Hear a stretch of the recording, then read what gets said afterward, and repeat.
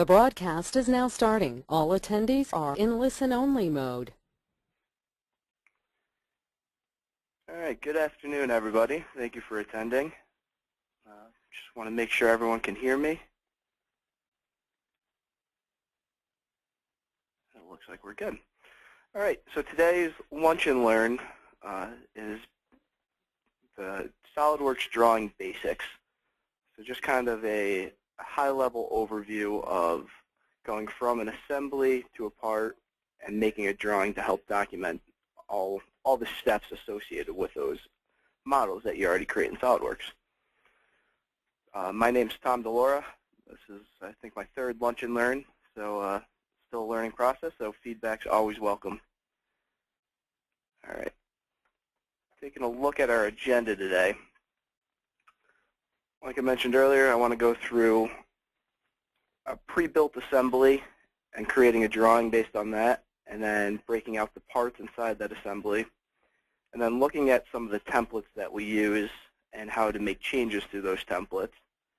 And finally, the final step from your document creation would be sending that out as an EDrawing and using that EDrawing maybe on the manufacturing floor or during the review process, and trying to give as much information on that drawing as possible. So starting out, we're going to be looking at an assembly drawing and going through the views and the bill of materials and a couple of neat features that came with 2014.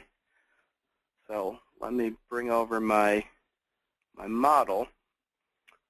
So the model we're using today, it's a robotic arm. So has full functionality to swivel, to move up and down, pull, push, everything about that.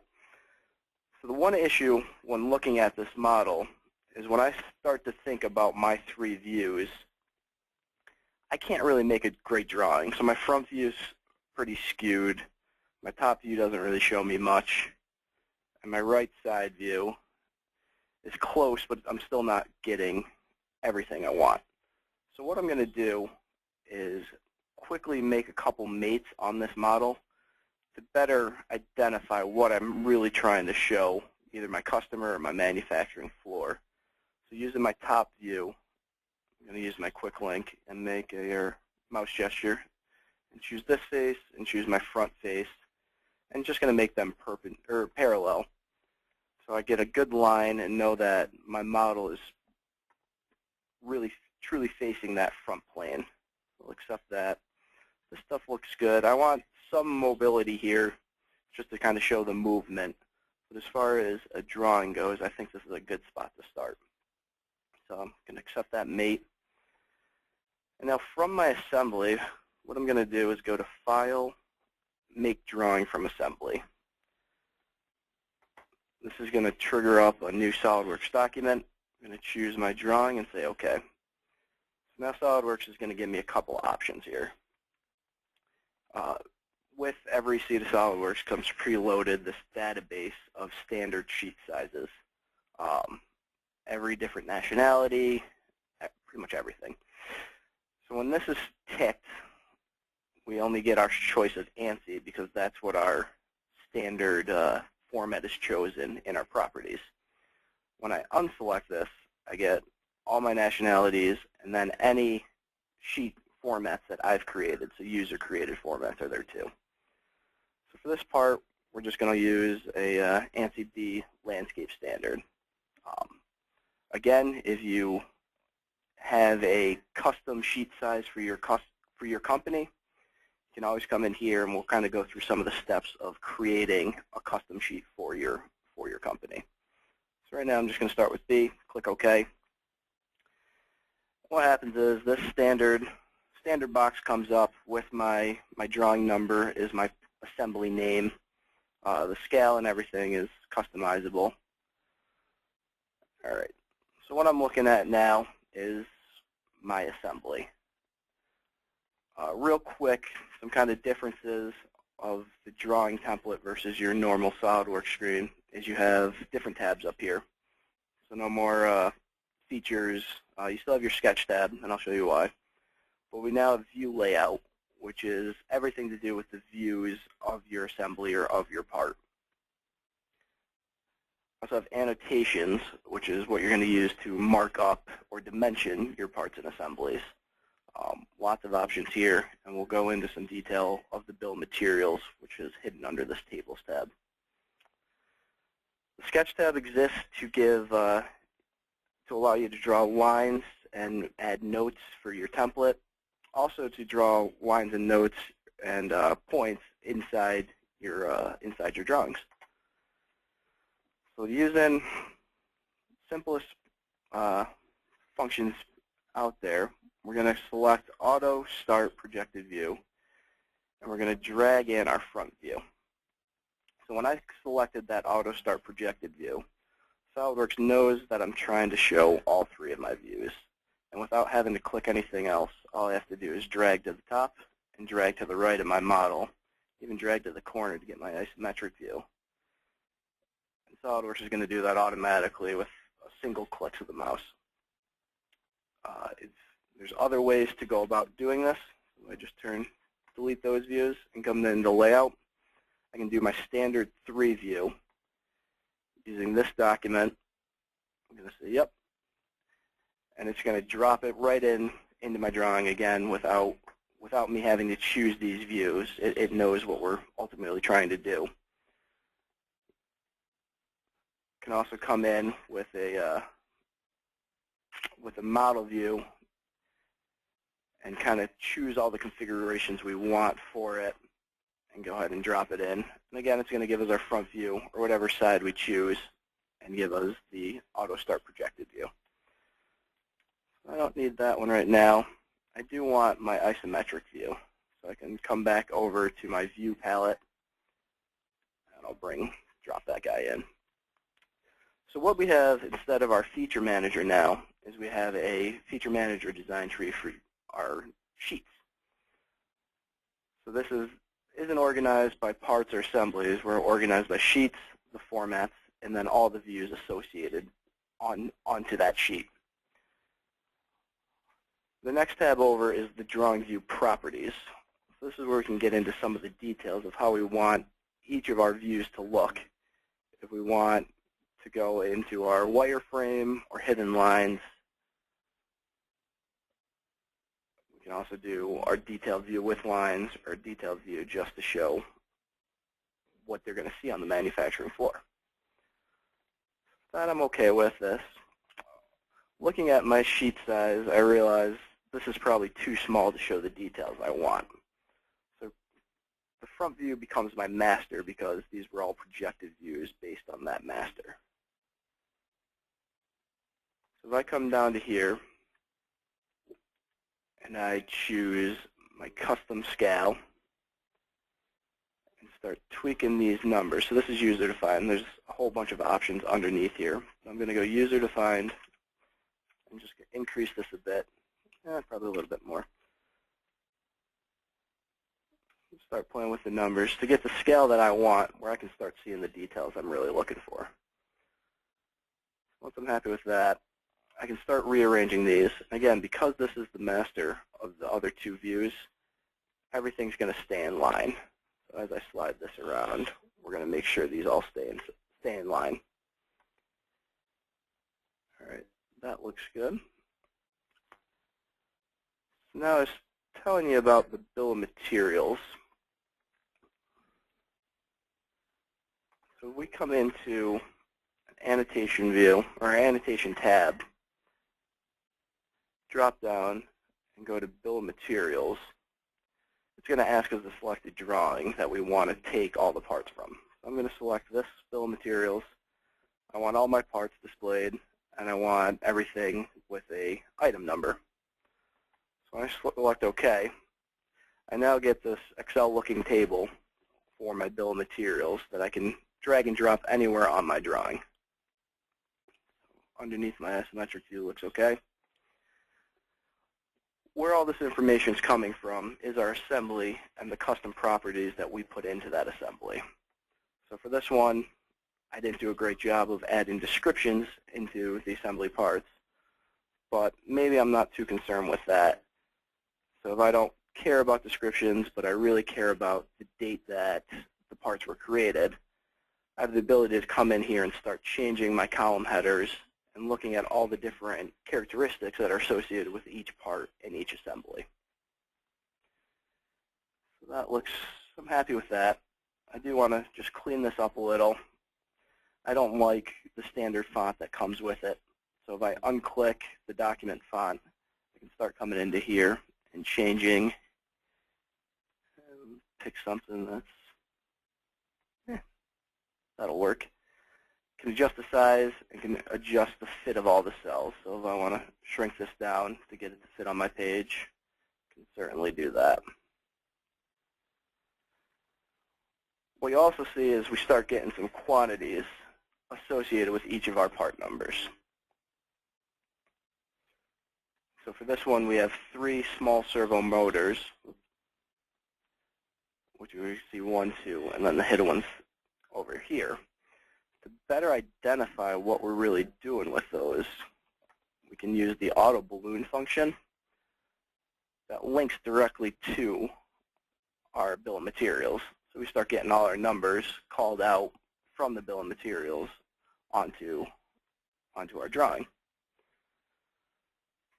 So without really lining anything up, you'll see that everything is kind of snapped to an edge of our drawing.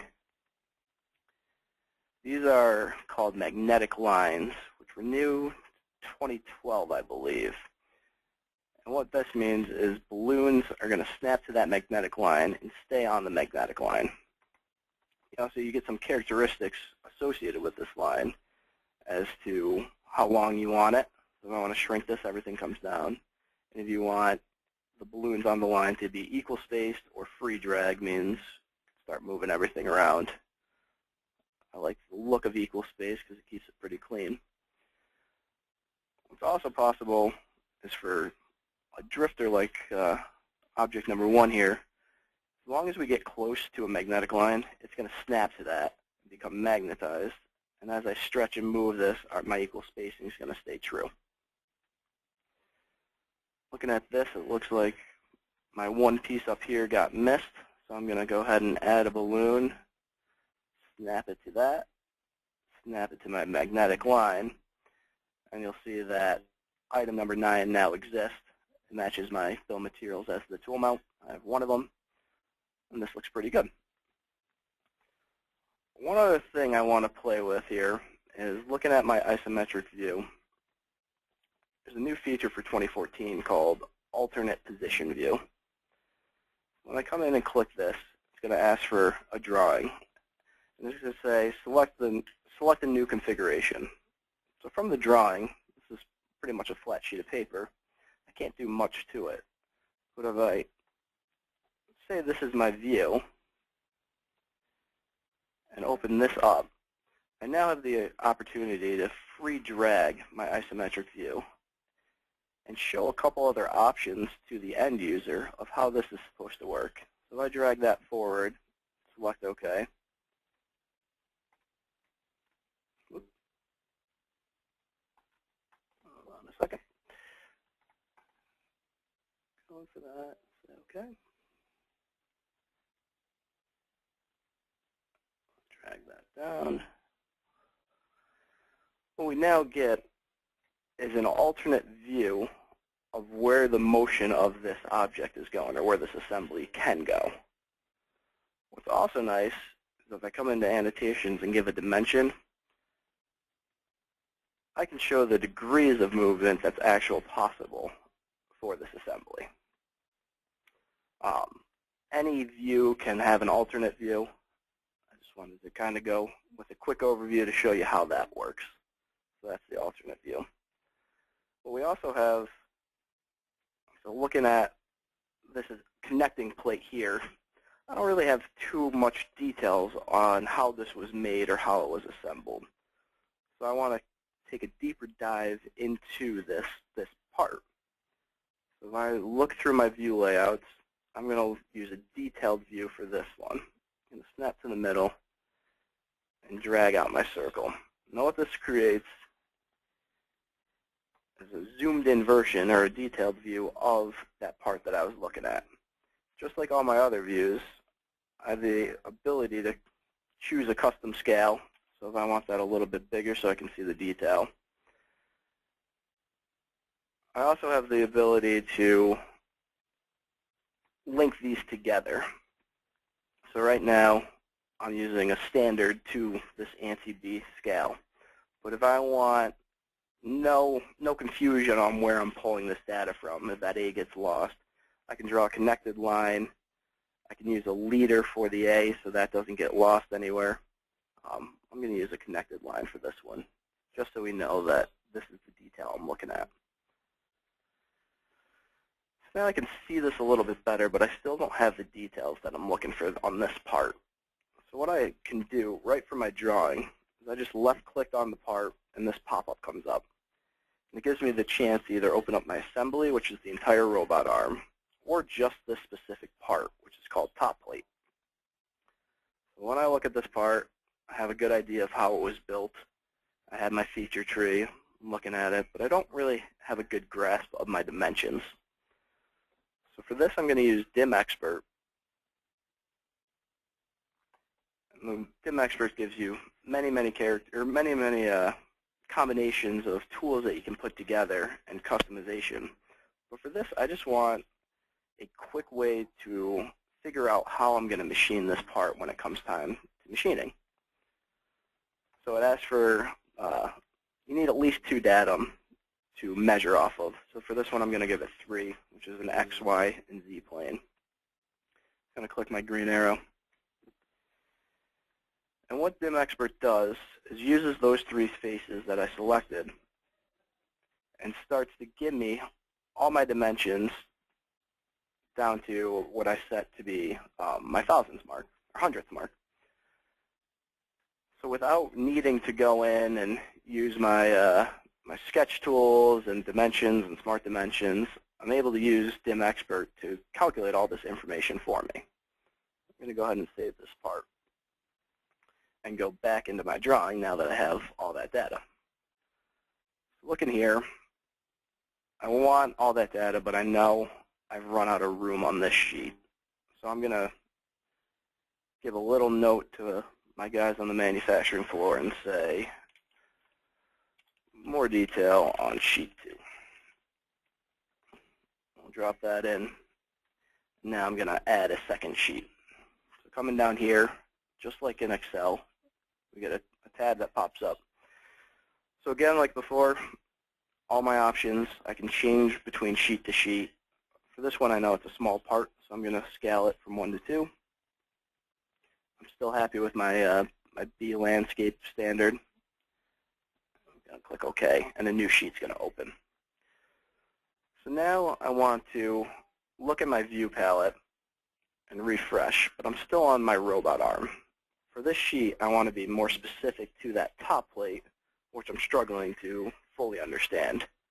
So using the drop-down, it's going to look at every open file, SOLIDWORKS file that I have. If it's not open, you can always click Browse and then go through all the files and locate the one that you want to start making a drawing on. So for top plate, I'm happy. Now I just ran my Dim Expert, and I want to leverage that information from SOLIDWORKS. So for this one, when I import my annotations, excuse me, I'm going to select Dim Expert Annotation to be turned on. And you'll see that my views now have an A in front of them. And that means an annotation's associated with that view. So when I select my front view and bring them in at my 1-to-1 scale, all those dimensions that were just done using Dim Expert are now coming with it. So my work for dimensioning this drawing is pretty much done. So I'm going to come in, drop in my other couple views, do my isometric, and say, all right, that looks pretty good. However, I'm running into an issue where with all the dimensions that I got from my Dim Expert and with all the tolerances that come with it, I'm kind of out of room on this page. So if I right-click on my Sheet 2 format and do Properties here, this is going to be the properties of the sheet. So looking at this, my 1-to-1 scale I'm happy with because I like that detail, but it's my issues with my size B, my ANSI B sheet size. So looking at my width and height, I know I need to go a little bit bigger than 430 and 280. So if I click on my C size, I realize, wow, this is really going to do it for me. This is going to be a big enough sheet where I can start moving out my items and have enough room to document this the way I want to. That's just kind of a nice feature to be able to go in, change that without affecting any of my other sheets. This stays at size B, which we get here, and this one's now at size C. A couple new features that came with 2014 are hidden under the Smart Dimension arrow. So we drop down this flyout menu. We now have some options for ordinate dimensions, horizontal ordinate, vertical ordinate, and angular running dimensions. So for the first one, I'm going to play with the horizontal ordinate. And I want to start identifying where these holes align from this bottom edge. If I take this edge, I'm starting at 0 degrees. When I select this hole, it's going to dimension each hole from that starting point. So from my 0, as I select each hole, I have a running horizontal dimension to where each of the next holes lies. And then I can even cap it off with the complete width of this part. So it's just kind of a nice tool. So you're not clicking edge to edge, edge to edge. It's just a running dimension. That one's pretty nice. We also have a running angular dimension now. When I select this, what it's going to look for first is a center point. So right now I don't have a center point for this. I'm going to come into my sketch tools. Like I said, you can use these sketch tools for anywhere inside your drawing. As I hover around this edge, it's going to give me my center point. I'm going to create just a point there and come back to my annotation view and go back into angular running dimensions. So for this, to use this tool, it's first going to look for a center point, and then it's going to look for your starting angle. So right now I'm going to say this is 0. I'm not sure I like the look of that. I'm going to try that again and do angular running dimensions, select my center point, and then use this top line as my 0. Once that's selected, every point after that gets an added dimension to understand how this part was made. It's not going to let me select back up here because I already have that as 0. But what it does give me is some knowledge to where each of my countersunk holes are here, as well as where each of these little fly out for my mounting plates are. It just gives you a better understanding that these are all, each of these is separated by 120, and then each of my holes is separated by 120, with the distance, or the angular distance here, being 65.44. It's just a nice little tool to have built right inside of SOLIDWORKS. All right, let's jump back to the PowerPoint, because I'm sure I jumped ahead. All right, for assembly drawings, we went through the standard views of your front, top, right, and then an isometric. We went through using a bill of materials and automatically ballooning that bill of materials to better identify parts, and then using the magnetic lines to clean up each of those balloons. We looked at the alternate position view of an assembly that has moving parts to show some of the limitations and the movement of that. And then we went to a detailed view of a specific part inside the assembly. From that part, we started to look at different smart dimension types, and we used Dim Expert to import some characteristics or dimensions that we knew we needed for manufacturing, but we didn't need to take the time to go and select edge to edge and center, whole center to whole center. I missed my section view, so I'll hop back into here and we'll do a quick section view on this part. So this one's pretty thin, but we can still show it. So going into view layout and selecting section view, I'm we get a couple options here. So you'll see my pink line going through the center here. I can change it so you can either have a vertical or horizontal, and then you can start using a couple different selections to go on an angle or take an aligned cut. So for this one, I'm just going to keep it simple and go horizontal. What this is doing is now cutting this piece in half for me and showing me that view from inside the part. With this view, I had some DIM Expert dimensions associated with it, so they come with the section view.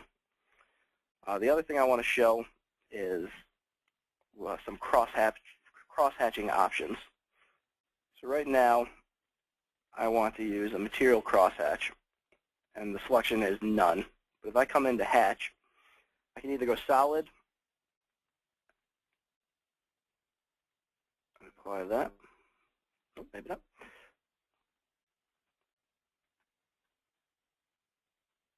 Interesting. Material crosshatch. All right. So I did something funky there. Ultimately, as we do a crosshatch, let's try on one more section view here. Good. We'll bring him over.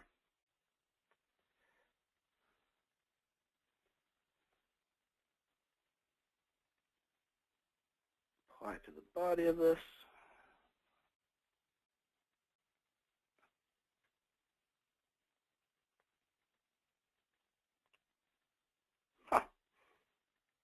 All right, I tweaked something in my settings. Ultimately, a crosshatch is customizable to your material. So as we start looking at different hatching options, every material has an associative cross-hatching scheme. So as you need to identify what the internal material is, you can use a hatch or fill to change that. I can't today. Oh well. All right. Let's go back to our PowerPoint and see where we left off. So we went through part. All right.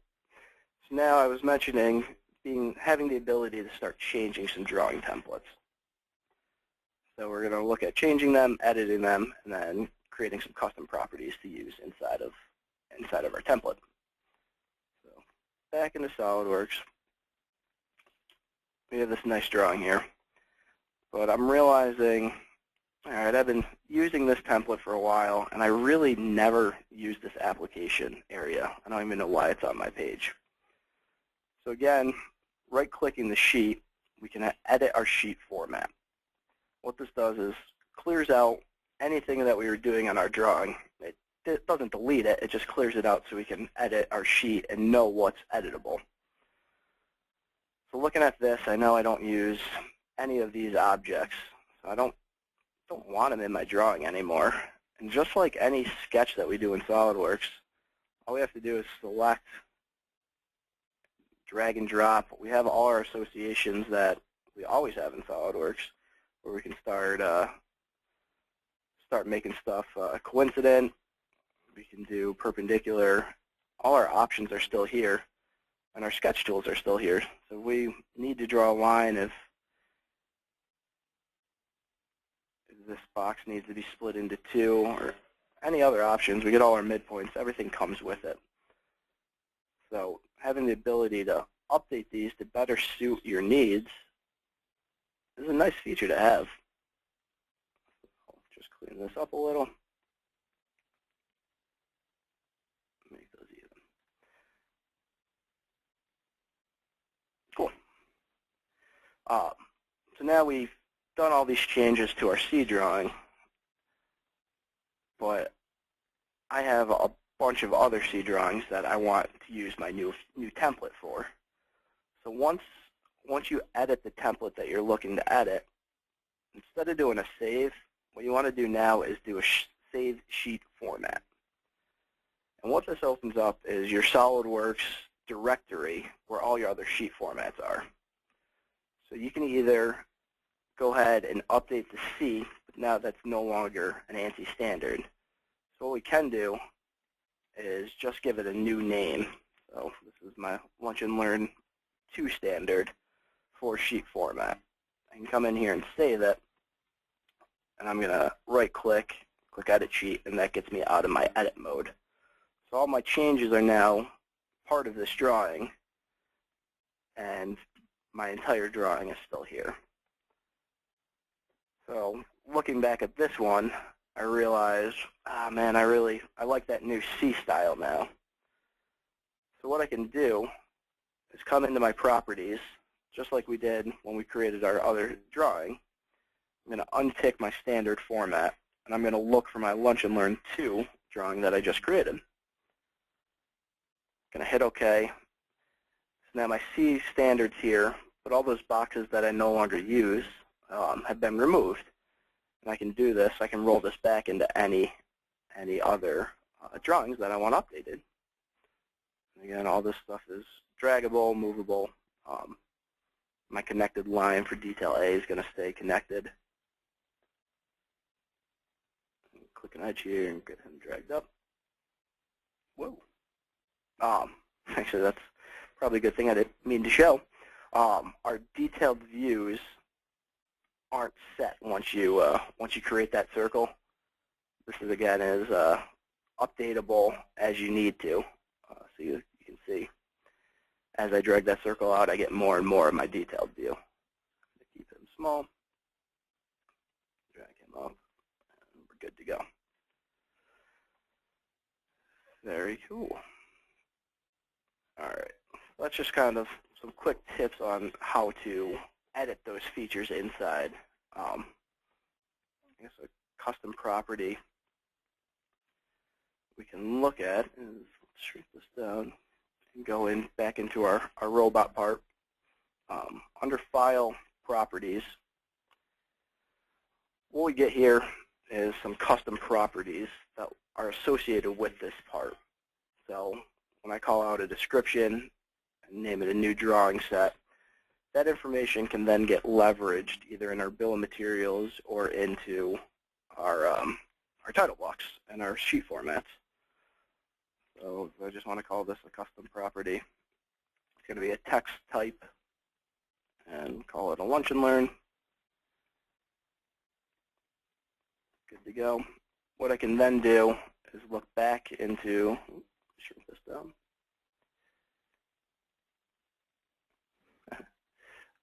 I've been practicing on this model, if you can't tell. So what I'll do is go back into my drawing, and instead of doing this, I can look at my custom properties and pull up my custom prop, which is associated with my top plate, and then my overall, so not each of these parts. So as long as I name out each of these parts as with a custom property, which would require me to go into each item, open it up, start looking at these, and then File, Properties. Again, it's going to associate it with the name. Call this arm.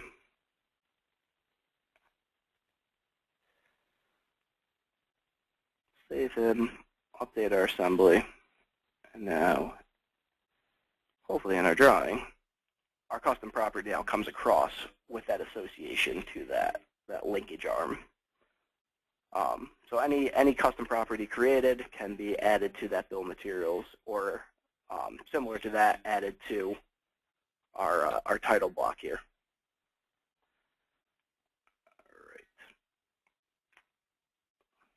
All right, so the last step that I want to just kind of show you a fun feature of having EDrawings. We take our 2-sheet drawing here of our robot arm, and we're going to save it out. Instead of saving it as a drawing, I'm going to drop it down and save it as an EDrawing. Yes. So I want all my sheets to be saved. Click OK. And what this is going to do is generate an EDrawing that can be sent to maybe a manager's phone, maybe to the shop floor, to help them better understand how this part is created or what tools they should be using for this part.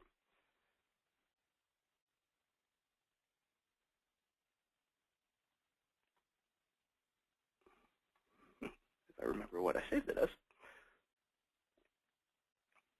Save as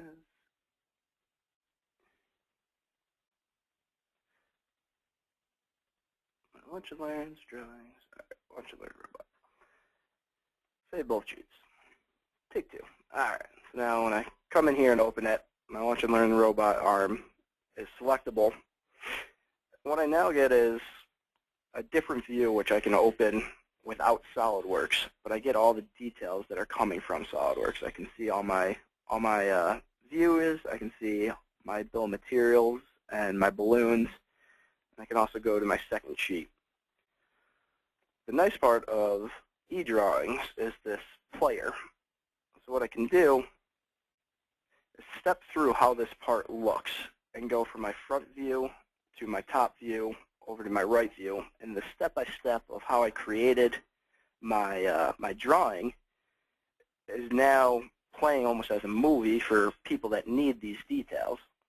So as I zoom into my plate, I then get all the details going into my dimensioning of this plate. So the ability to use EDrawings to further the engineering that was done in SOLIDWORKS is just a huge advantage for fairly, I know it's free on some phones, but fairly cheap software. That was EDrawings. And all I really had, I had a short lunch and learn this week. So if there are any questions, I think Kevin's been helping out on the question front, but you can use your question section and type in any questions. Kevin and I can answer. Also, this is my email. If anyone has questions once I shut this down and can't get to Kevin, more than welcome for feedback or any questions or any other details on drawings. Maybe you guys have some tips and tricks that you'd like to share. I thank you for your attention during this lunch break, and I hope you have a good rest of the week.